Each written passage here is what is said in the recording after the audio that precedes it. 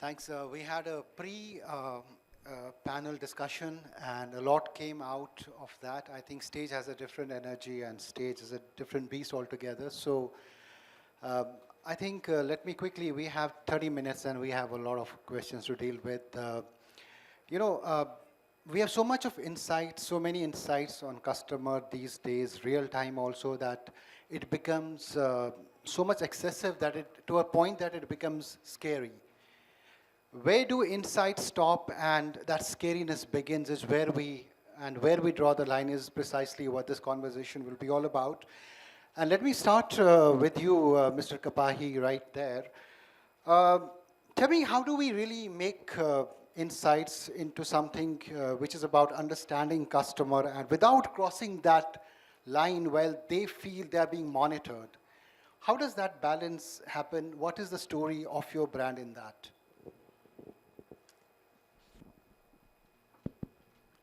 Thank you so much.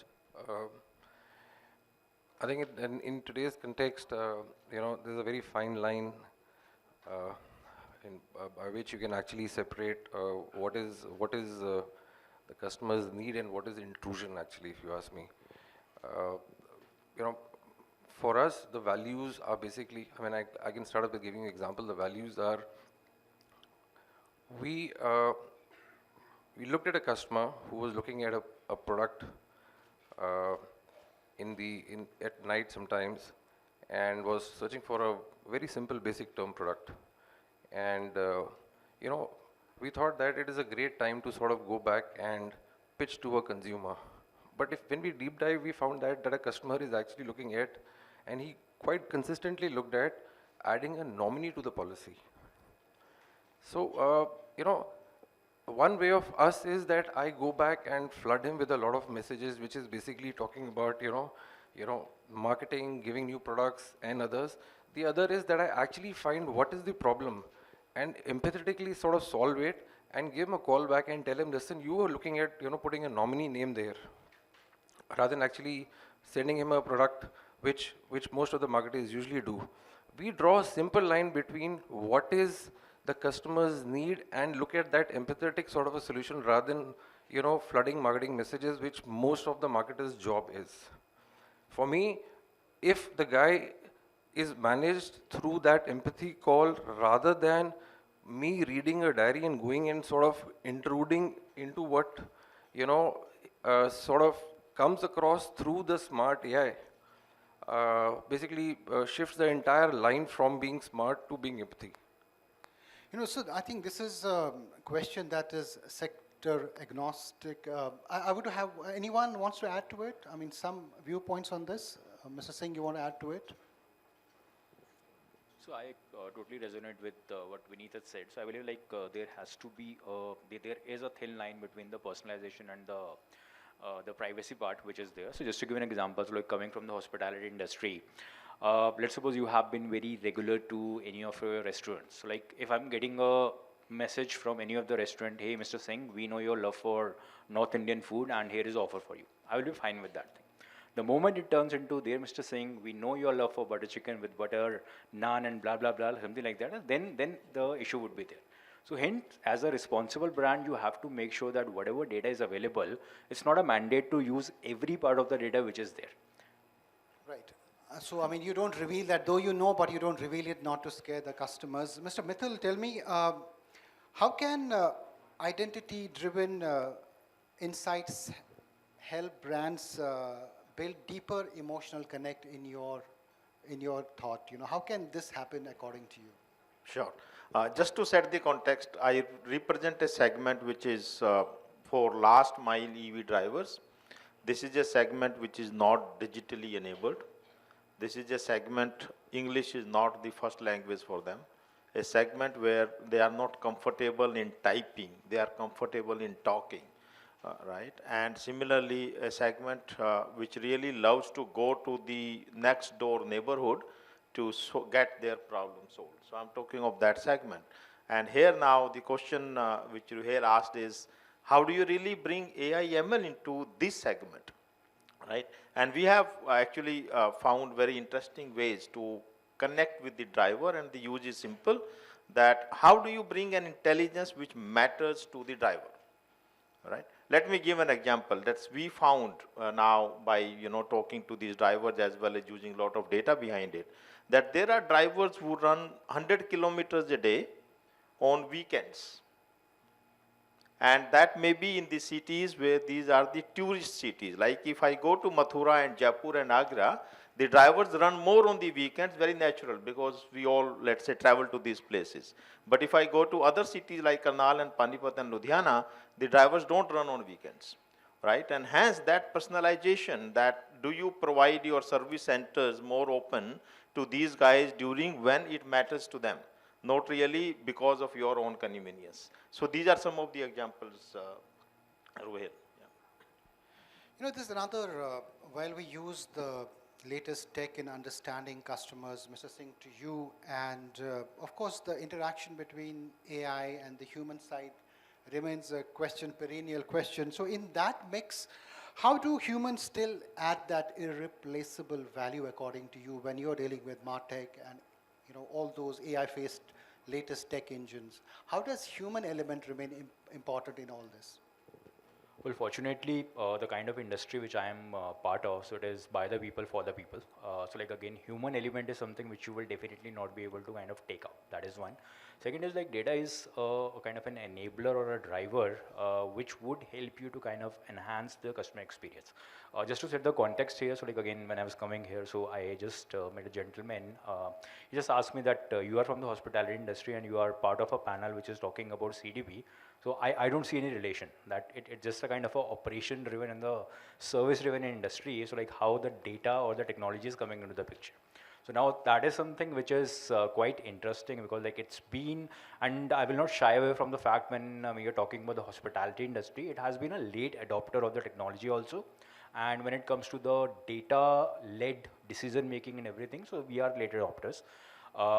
However, in this regard, so like again, we as in the hospitality industry has come a long way in terms of understanding the importance of the data, because like the good part is like the kind of data which we are having, it is not only the demographic or the social data which is available, but it's the real time interaction data which is available, because at the end of the day, no matter how strong your processes are or how good your technology is, at the end of the day, you have to deal with people.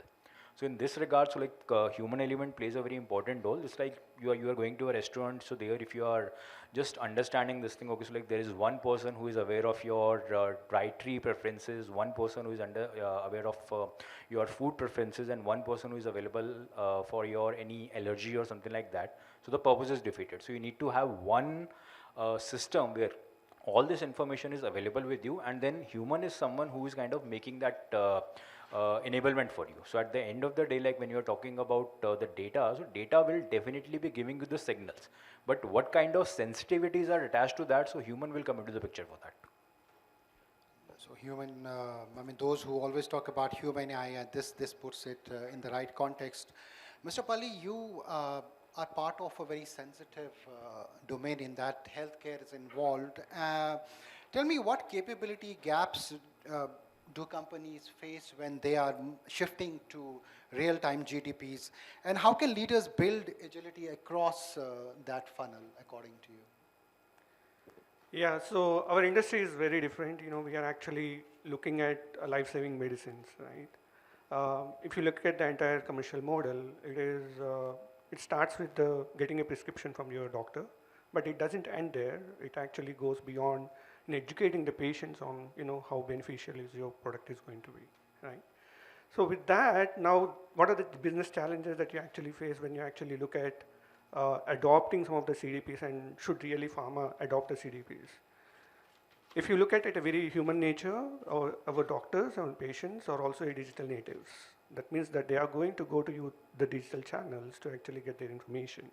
So that means if we are missing on that particular bigger channel, we're actually missing the entire point there. So one of the biggest challenges internally that most of the pharmaceutical companies are still trying to look at is, how do you embrace the commercial model of FMCG into a pharma world which is highly restricted, but with the same guardrails?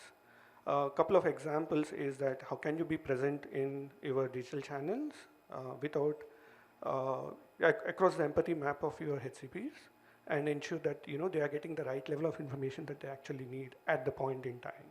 Yeah. So that is one challenge. The other dimension of that is today technology can solve a lot of these problems. But how do you change the marketeer mindset? And to Dilpreet's points that how do you intelligently use your data to make those empathy maps much more really work for your brand? Yeah. So for me, technology can solve a lot of problems, but technology doesn't know how to do marketing. And marketeers typically don't know what is the art of possible in actually getting the data to the right use in a much more ethical and within the guardrails, right? I think this is where at least the pharmaceutical industry is actually evolving, and I think it's a continuous journey. Please feel free if you have a counterpoint, you're all free to put that up. Mr. Kapahi, tell me, how should a brand's personality and core values influence the type of data that it collects and the way it orchestrates experiences, according to you? See, it's not about the quantum or not about what data do you have. I think it's a function of what's the usage data that you can put to place that benefits the consumer. I can I can collect and overload a lot of stuff to a consumer, but ultimately, if I'm not able to give any substantial solution to a consumer, it doesn't matter. I have to be very, very clear of ensuring that what I do with the data and how does it matter to a consumer. That's the most important sort of solution for us.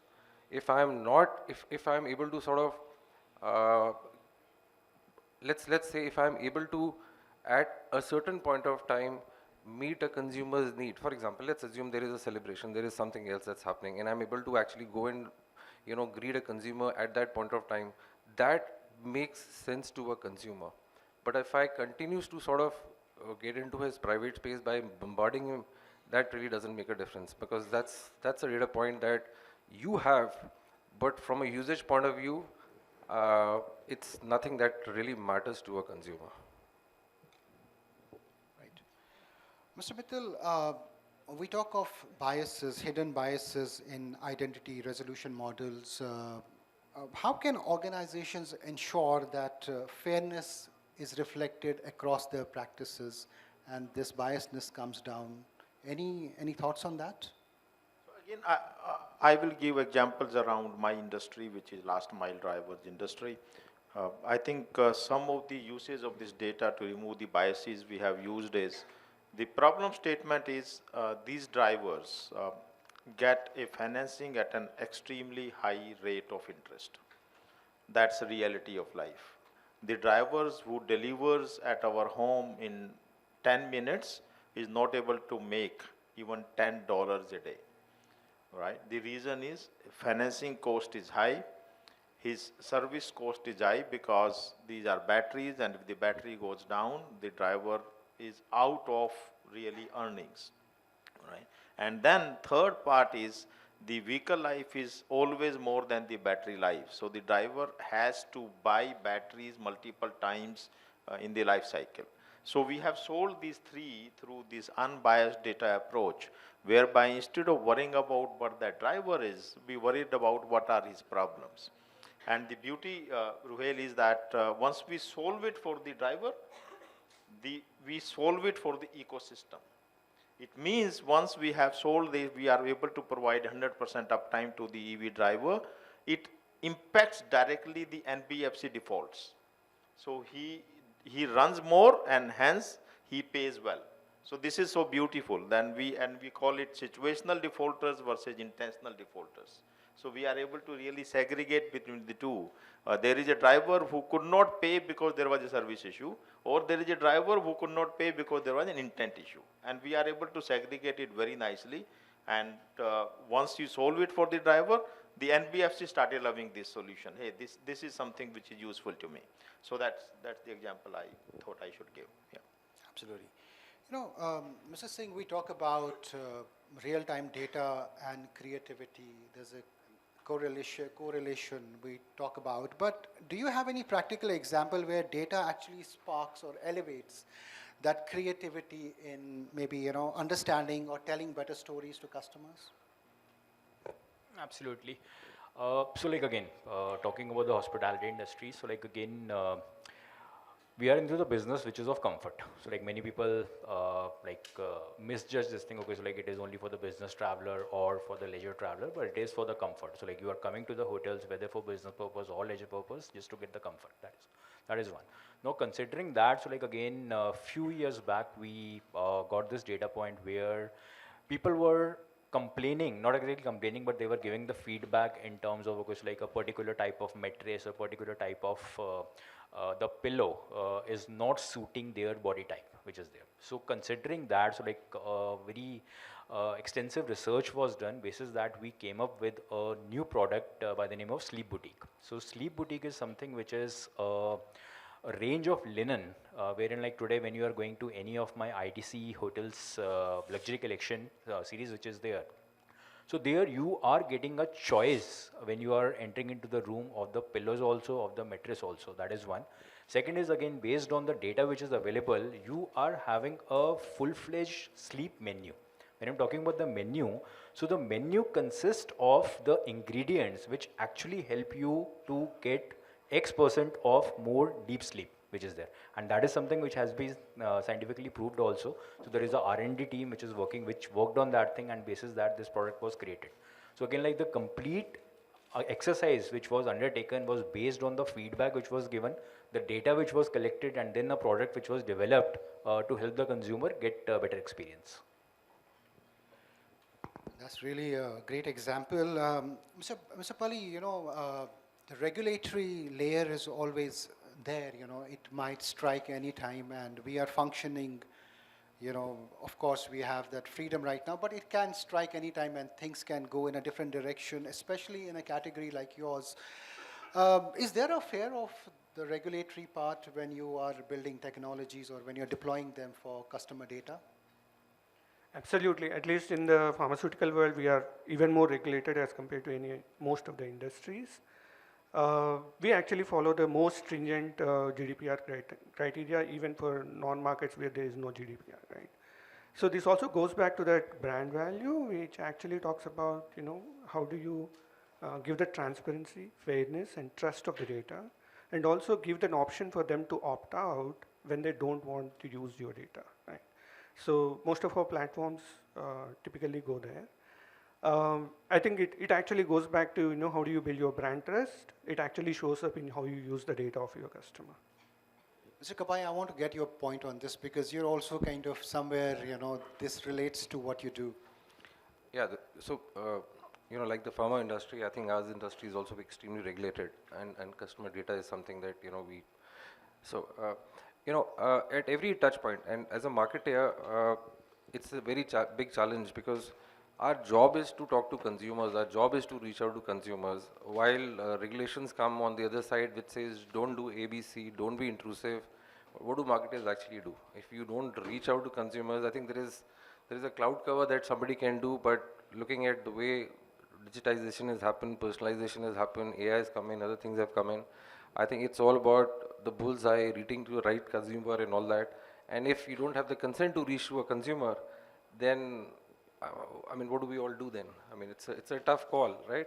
So, sitting here as a marketer, it's not a very glam sort of a thing. You really have to be very, very selective in terms of what to do and what not to do, looking at especially the regulated environment. For us, at every point of time, yes, we do take consent from a consumer because that's something that we have to have. But what you do after you take consent from a consumer is something that matters. Now, are you able to translate that consent into something which the consumer is looking at from a point of view of actually giving him his requirement, earning his trust, and finding a solution? See, look at from a category. We are not a category which basically we are a category of risk. It's nothing. It's not joyous moments or something else, but it actually translates into those moments if you're actually servicing and giving. If there is an occasion, somebody has a child, you look at child plans. If there is a death, you have to be there, right? Are you solving those problems at those empathy moments for a consumer? Yes, there is a lot of trust. No, I believe then it's a lost case where, it just remains a data point and the consumers don't sort of have any faith in the category and the company. Mr. Mittal, you spoke about how your tech deployment makes it a very empathetic kind of approach to what your customers are going through. But what are the pain points which tech is yet to solve in the last mile operation that you are in? Are there any such pain points? So honestly, the pain points, or let's say the adoption, is still low, simply because I said this is an industry where the drivers are not digitally enabled. The good part is in last 3-4 years, we have seen the smartphone penetration by its own has really increased significantly. At least we are seeing now there is one smartphone almost in every family, even in the driver's family. Sometimes the driver carries it himself, or sometimes it is his son or daughter who is a school going child who carries it. But there is a smartphone in the family. But it's not penetrated 100% that every driver is on smartphone. Third one, which is I think beautifully being sold through the again ecosystem and thanks to UPI, that almost every driver start using UPI either to receive the payment or to provide the payment. So that is how the digital enablement is happening. We would love to see that a bit more faster pace so that these things start moving faster. I need 30-second thoughts. This is my final question to all of you. Maybe I start with you, Mr. Palli. In your view, what should never be automated, despite all the progress in AI? Is there anything that you feel because of ethical reasons or some other reasons that this thing should not be automated? So at the core, we are humans. Humans are much more creative, much more evolving. And what I think with that we cannot be automated is your empathy maps and understanding emotionally how your empathies are changing. You can use the data to actually draw insights on how your empathy maps are changing, but understanding that empathy at emotional level, I don't think AI can do that. Yeah. So I would say decision making is something which is very subjective, and we should not be leaving it to in the hands of that technology, because there would be multiple nuances attached to that thing. So yeah, so like considering the subjectivity, I would say decision making. I will double click on what Mr. Pali said. Empathy, honestly, should remain with the humans and not should be transferred as of today, at least to the AI. Again, let me give that example again about the drivers. Let's say it's very normal that if a driver delays the payment, you start chasing the person, right? And we found it through multiple interactions that if you look around us in Delhi NCR, there are a lot of migratory population which drives these. The people who come from, let's say, Bihar, UP, etc. And they go home during, let's say, Chhat Puja. So for 5-6 days, they are actually not there. So it's not an intent that they don't want to pay or they don't want to run the rickshaw. Hey, it is their celebration time. So that empathy that, okay, this is nothing going away. This driver is going to come back and he will pay on time. So it's okay. For us now, it's 5 days delay is also on time because it's for the right intent. I think that is the empathy I would like to really continue to extend that. I think, transactions where consumers need efficiency is something that you can actually automate, put AI. But transactions where the consumers really need to speak, to somebody with regards to, is something which still, I believe should remain with the humans. You're not really looking at efficiency. You're looking at, bursting out your own listing to somebody who can relate and listen to you. I think that's the area that should still continue to remain with humans. I will double click on this. As a consumer, I feel very irritated when you go to an IVR and say press 1 for this, press 2 for this. You press 2, then it says press 1 for this, press 2 for this. Hey, you are already harassed, right? And then you are harassed further by that so-called machine. So yes, I think I just want to talk to the person by listen to me. Yeah. That's it, as simple as that. Add to that, after that it says, I'm sorry, it's 9 p.m., so come back tomorrow morning. Yeah, I think that's the bots need to get real time and contextual in that. Right, we finished on time, and I think the moot point is that real time identity and AI can bring together tremendous potential, but it has to have a human oversight that can never be overlooked. Thank you all of you for joining us and sharing your quick thoughts in this short and quick panel. Thank you. Thank you for having us here. Thank you.